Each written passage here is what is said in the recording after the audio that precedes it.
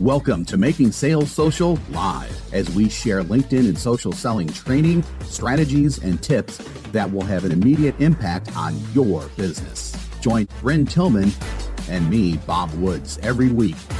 Making Sales Social Live. This is the recorded version of our weekly Making Sales Social Live show. Hey, thank you for joining us for this special episode of the Making Sales Social podcast. So, I love everything about podcasting. The opportunity to deliver to you quality content that you could use in your sales efforts that will hopefully bring you even more success is something I really dig, for lack of a better phrase. And we get to do that twice a week here on Making Sales Social.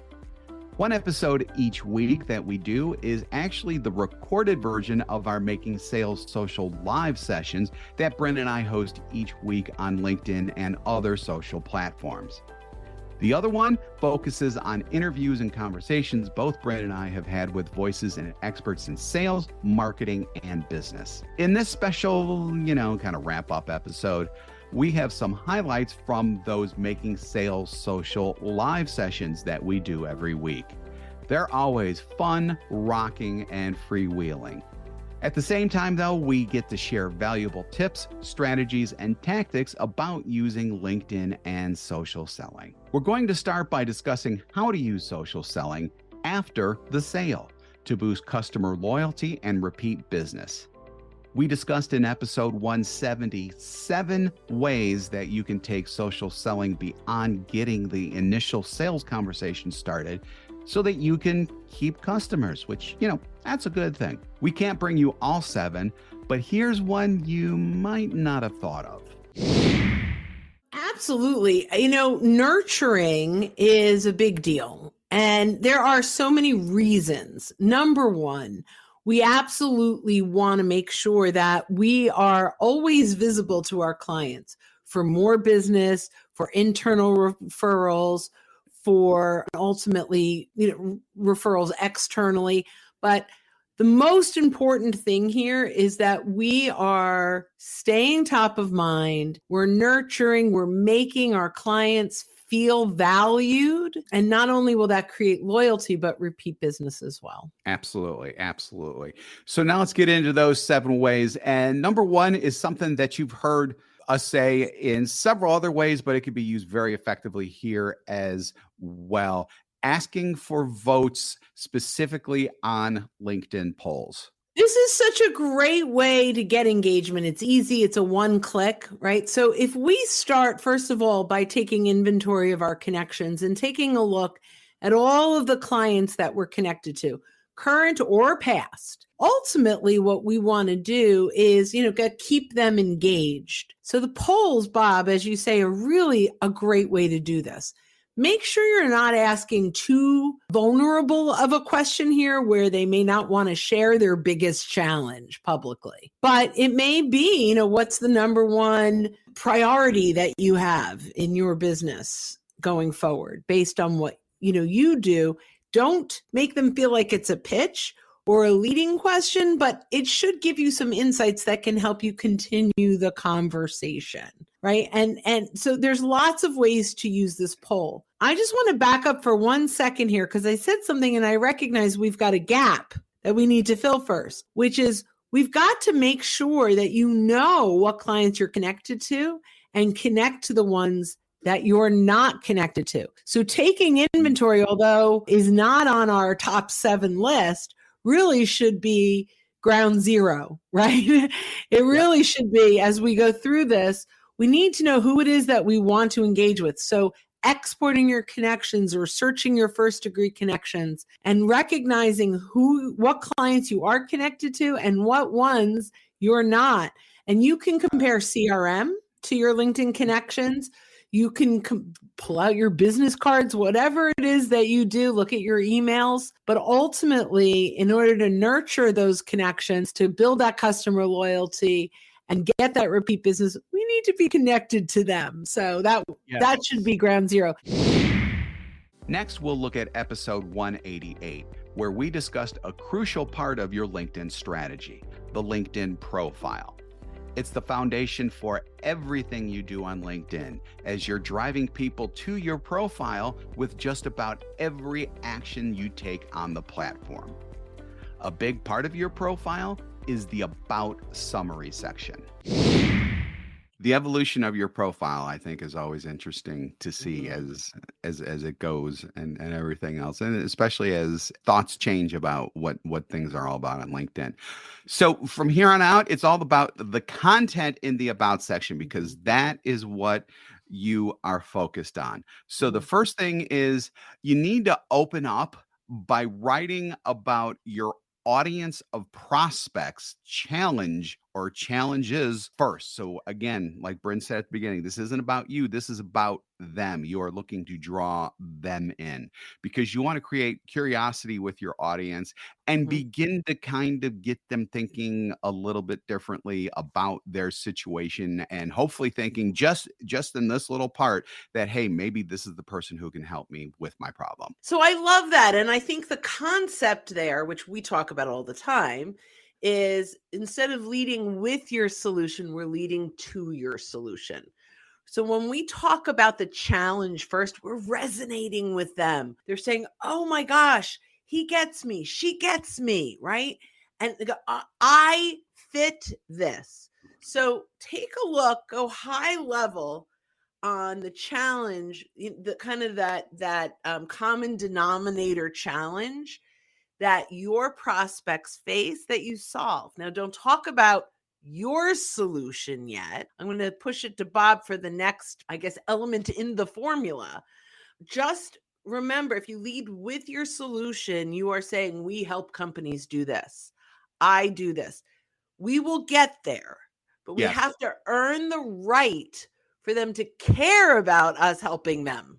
So, Bob, what is section number 2 in the About section? And they will start caring about what you do when you teach them something new. Ooh. Ooh. Oh, my. Oh, that's a big mic drop moment. Oh, my. And I was just thinking about the fact that it rhymed, to be honest with you. But so teach them something thank goodness new. this is recorded. Yeah, I know. It's another t-shirt I'm going to be cranking out on my Etsy store. You go. Yeah, and seriously, teach them something new. Teach them something about what you do and what you can do for them, that because they're there, they may know about it. They probably don't know about it. So use this opportunity to genuinely teach them something new, to immediately start adding value. Because when Bryn talked about we need to gain that right, we do that through adding value, and then we can start talking about ourselves. But we're still at teaching them something new, Bryn.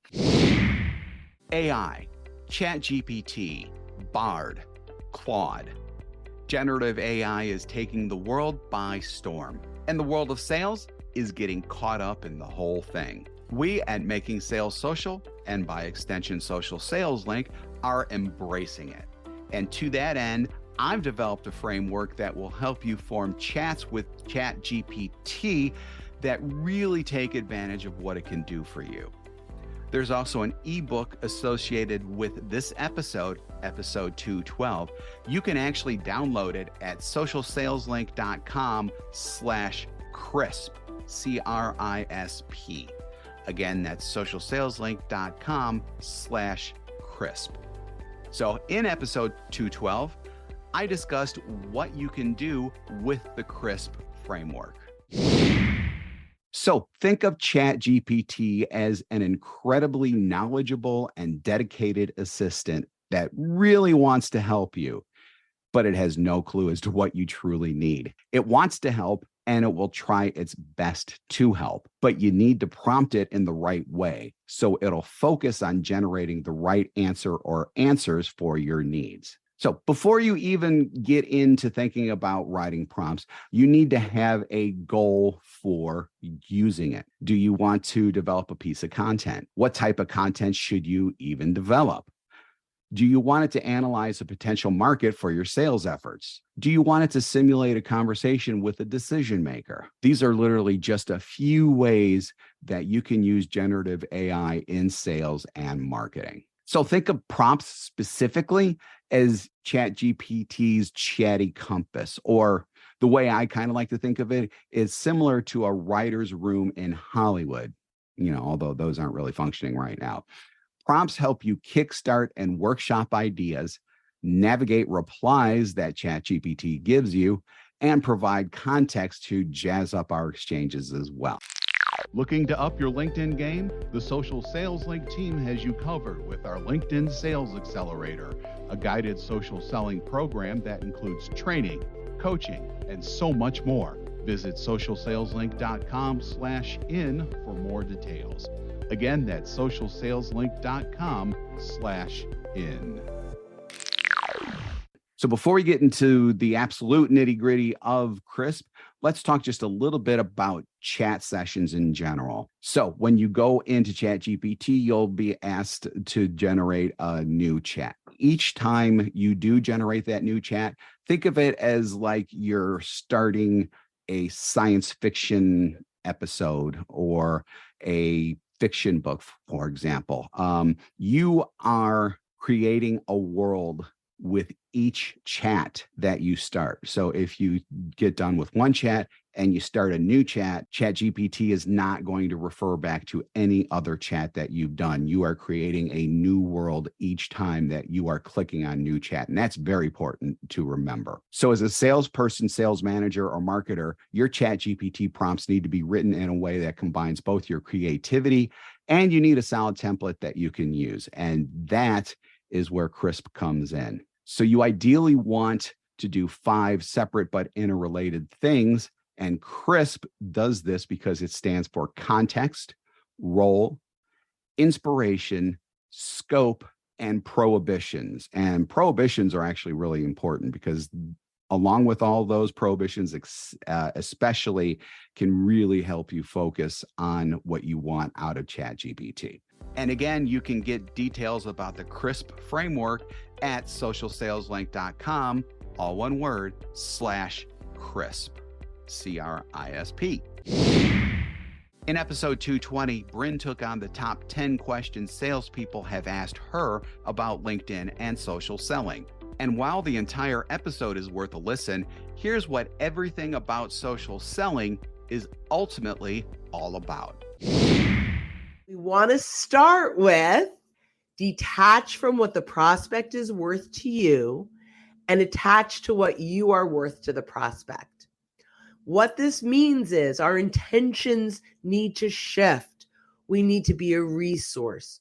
We need to make sure that we are out there bringing value to our prospects and our influencers and our network, that we're seen as someone who is worth the time, right? We need to earn the right to get sales conversations. And the way we do that is by bringing great value. So too aggressive is the connect and pitch. When you are telling them how you can help them, it's too aggressive. When you're actually helping them, you're earning the right to get conversations. Remember, this is about really building trust and credibility, earning the right to get the sales call. We need to slow down our outreach to speed up our outcome. Number 4, what's the best way to optimize my LinkedIn profile for sales? Well, we're going to continue that same conversation, which is detach from your selling and attach from your giving, your thought leadership, your resource. Make sure that your profile is this landing page of nuggets that when your buyers get here, they learn so much. They can't wait to get on a call with you because they know if they can learn this in your profile, imagine what they're going to get when they get on a call with you. So make sure you convert your profile from a resume to a resource. As this is a year-end episode, we should be looking to the future, that is 2024. Bryn got an incredibly valuable chance to do just that at LinkedIn headquarters towards the end of 2023. We discussed in episode 227 what she learned, and here's just a little taste of that. LinkedIn has, and you may know this number, I don't even know, Sales Navigator has a dozen plus filters that allow you to really break down a list to get to your exact targeted market. But it's a lot. There's a lot of combinations that you can do. Like, for example, posted on LinkedIn in the last 30 days and got a new job in the last 90 days. And if you don't know how to leverage that search, you may be missing opportunities. Yep. Well, with now the chat AI ability, where you can just like conversationally type into ChatGPT and get answers, LinkedIn's AI will now roll out, and I believe it'll be in February, the ability to say, I'm looking for sales leaders that are new at a company, that are active on LinkedIn, that have a team of 10 or more. So you can actually go in and chat what you're looking for, and it will create that search for you with all the right filters. Wow. I mean, especially because if you're on Sales Navigator, and by the way, Brent and I purposely haven't talked about this stuff because I wanted to react like how you guys are reacting. So this is the first time that I'm hearing this stuff too. And I think that that's really cool. I think this is really cool because you can get lost in the filters. I mean, you can get so lost in the filters trying to like select one thing and then not another thing and then unselect yet. I mean, there are so many different permutations for them to have an AI that will go, okay, well then let's set our filters, do this and have it do all that for you is just amazing. It's just incredible. Yeah, and let's say you look at that list and say, oh my gosh, I really don't want consultants in this list. You can then type in, take out consultants, and it will exclude them from the list. So you don't have to go, right? Like, it's really nice. Now, what it doesn't have are additional filters. So if they don't have a filter to match your conversational chat, it won't tighten up the search. So for example, they don't have gender. So you can't say, I'm looking for female entrepreneurs. It can't filter female because it doesn't have that in its search capabilities. Sure. So it is still limited to the filters that they have, but their filters are exceptional. Yeah. The second one, I'm going to say, is going to transform the level of selling that we can do today. Wow. So, Bob, you and I teach a lot of social listening. Yep. We teach a lot about research your client before you get on a call. You know, look at their Google them, Google the company. Look at the blog posts and the news on their website. Look at their company page. I mean, there could be a half hour, 40 minutes worth of research before you hop on a call. It is now down to about 30 seconds. So amazing. I know. So you click a toggle or a button. I'm not sure how it's rolling out. And LinkedIn will now go out, pull public financial reports. Anything on Google, anything public, not only serve it to you in 30 seconds, but give you bulleted highlights based on the information that they pulled. Wow. Yeah. Boom. Mic drop. Absolutely. So I know that you have a healthy obsession with AI. Healthy. I was being kind. Well, it's and you've done an enormous amount of work in really perfecting prompting, right? Like you're a social selling prompt engineer. Right. And you've really spent a lot of time doing that. Imagine now, from a social listening perspective, being able to pull that information in without any prompt engineering, right? Like, not that I'm putting you out of business. I'm certainly I'm kidding. Yeah, you're gonna No, need me, but absolutely. But yeah. I guess the path I was going is, the hours that it takes, and the amount of work that goes into creating the right prompts, to collect the right data, to create the right insights. And it's not always exactly right for every single company. But, with LinkedIn's brilliant engineering and dozens of people working behind the scenes, I really think that this is a huge win. Just amazing. Yeah. With that, we're going to close this special episode of Making Sales Social. Bryn and I always have a great time with these shows, especially because you get to join us in the comments section.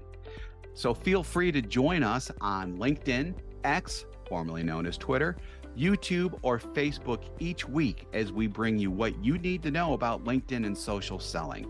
And like I said, we even take your questions as well. You can also check out our previous shows on the very podcast platform that you're listening to this episode on. And hopefully you're already following or subscribing to this very podcast. I'm Bob Woods of Social Sales Link.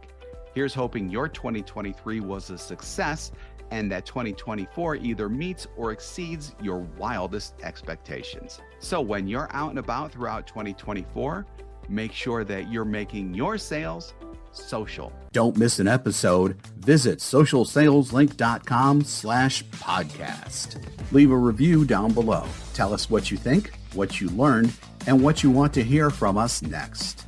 Register for free resources at linkedinlibrary.com. You can also listen to us on Apple Podcasts, Spotify, Stitcher, and Google Play. Visit our website, socialsaleslink.com, for more information.